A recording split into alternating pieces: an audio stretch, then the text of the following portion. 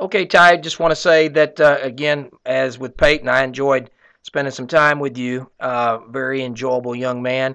Want to say that I was pretty impressed with your ability to uh, kind of make contact on a good majority of the pitches and a high velocity, and that makes me believe that if you can get some of these uh, issues that I've discovered in your video clip out of the way, that you would really be able to hit the ball to a bigger part of the strike zone with more authority, more power, even though you're not 6'5" yet, but you're not using everything that you have. So let's talk about that in referencing the mechanics that I found on the video.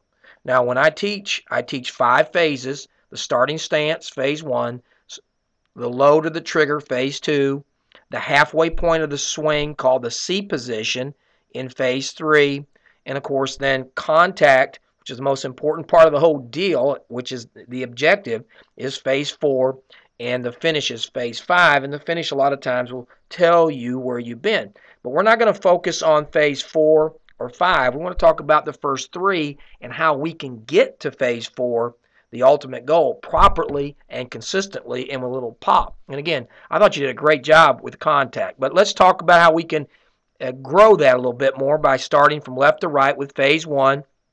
You're going to see the red letters. And the red letters, A, is essentially talking about two things here. We're talking about the fact that your elbows are kind of tilted a little bit. I like an A-frame formation.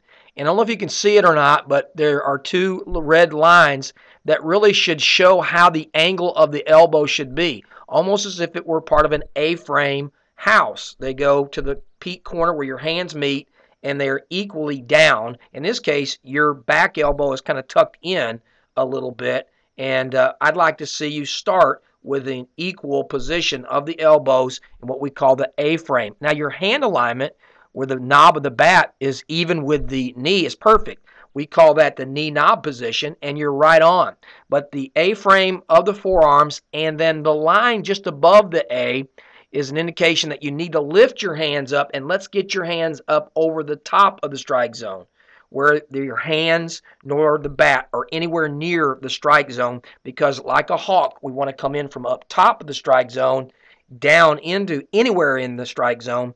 We don't want to start with being in the strike zone to any degree, and you're real close there. So we would get the A-frame and then lift your hands up to about where the top hand thumb would be eye high. So I'd make some adjustments there. And then the B letter is basically, again, the suggestion of getting the bat head angled up at a 45 degree. Now let's go to phase 2.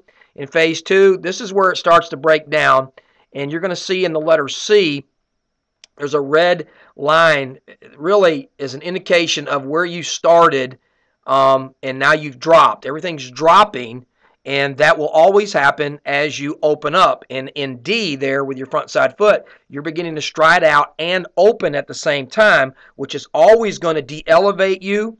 And as it does, it brings the hands down, as you can see, and you're going to end up with a low to high swing, which is not what we want in order to be consistently on plane or right on the pitch. So what we would do here is we would actually work on keeping the front side foot closed and work on going from a good rock the baby load. We'd work on rebuilding that load and keeping that load at the top of the strike zone. Again, your hands are sinking into the strike zone even more so in phase 2. And then with phase 3, with E, the biggie, and the reason why you don't hit with as much power is you don't use the backside hardly at all.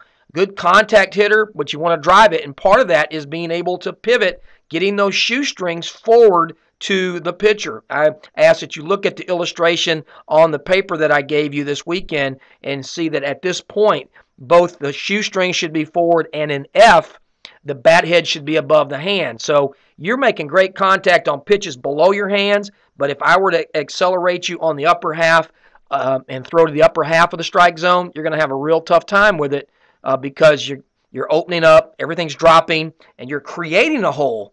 And so we want to get those fixed in phase 3. And those are easy fixes, believe it or not, with some good work. And I look forward to hopefully having that chance to work with you.